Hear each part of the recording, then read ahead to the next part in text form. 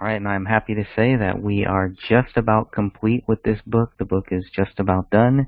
The Gray Stage, written by Greg Fernandez Jr. This is all about the David Crowley case. I hope that this book will help many researchers, past, present, and future, with their search for the truth here. So as we take a little journey down my search for the truth, it has not changed, has not wavered. It's always been the exact same thing. What proves David Crowley guilty? So we're going to go ahead and read from the final chapter of my book here. Usually you would put something like this at the very start of the book, but I felt the book really needed to begin with the documents, with all of the facts that we know, all of the claims, what the DNA test showed. It had to start with all of that. So I saved my own views, my own thing for the very end. So this is just my view on this whole case here. The Gray Stage exists solely because of the official conclusion, as stated on page 92 of the Apple Valley Police Reports PDF. With the conclusion of the review of digital devices, Detective Brian Bone reported on October 7, 2015, there is no other information available for further investigation. Throughout this investigation, the AVPD has not discovered any information or evidence that shows anybody but David is the perpetrator of these crimes, including the killing of his wife, child, and himself. This book, The Gray Stage, is a direct response to the allegations against David Crowley. Due to the lack of evidence against David, I felt it necessary to write this book. One of the reasons I decided to write The Gray Stage was to help convince the Apple Valley Police Department to reopen case number 1500303. Either the Apple Valley Police Department should be forced to prove David Crowley guilty, or they should admit the case is unsolved. Because the official investigation failed to prove David Crowley guilty, I can only assume he is not. What other conclusion could I possibly reach under the current circumstances? Time and time again, we are asked to believe David is guilty simply because the official narrative declares it so. We wait and wait and wait for evidence of David's guilt, evidence that is never produced. Delay after delay after delay did not deter my efforts, or many other people's efforts, to find evidence of the allegations against David. During the official investigation, I waited patiently for a conclusion based on facts. I researched as much as I could, documenting comments and actions of those involved in this case. What I soon realized was what the official theory believers and myself had in common. None of us were able to prove David guilty. In fact, no human being on earth can prove David is guilty of a double murder-suicide. So why should we act like David has been proven guilty? The question of what proves David guilty leads to the answer that David is innocent and has been falsely accused of a high crime. In the United States of America, we are all innocent until proven guilty. At least that is the America I strive to live in and to help keep alive. I have yet to find anyone who can prove David guilty, starting and ending with the investigative bodies who created the official theory and subsequent conclusion.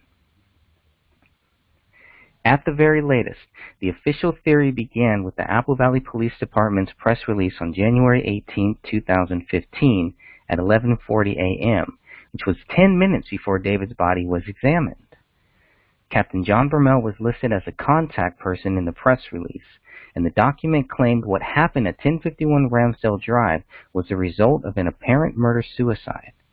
Once the official theory began, investigating officials may have found it unnecessary to look into any possible alternative theories.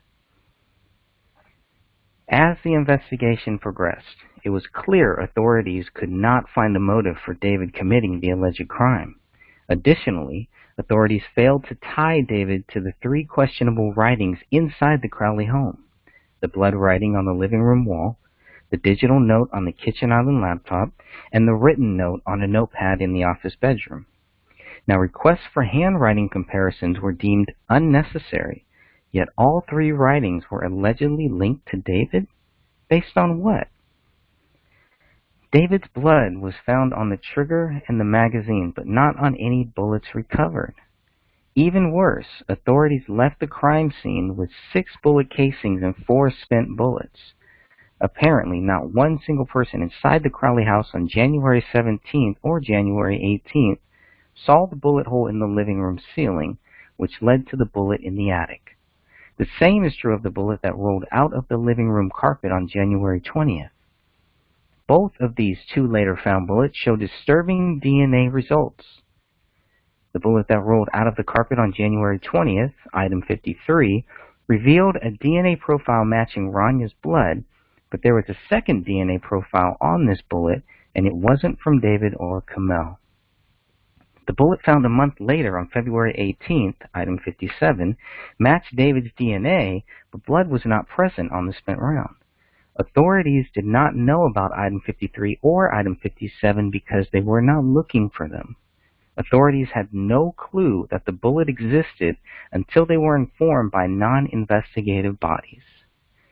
Then there are the missing body parts. David's right hand, both of Kamel's hands, and Ranya's entire right arm were reportedly missing.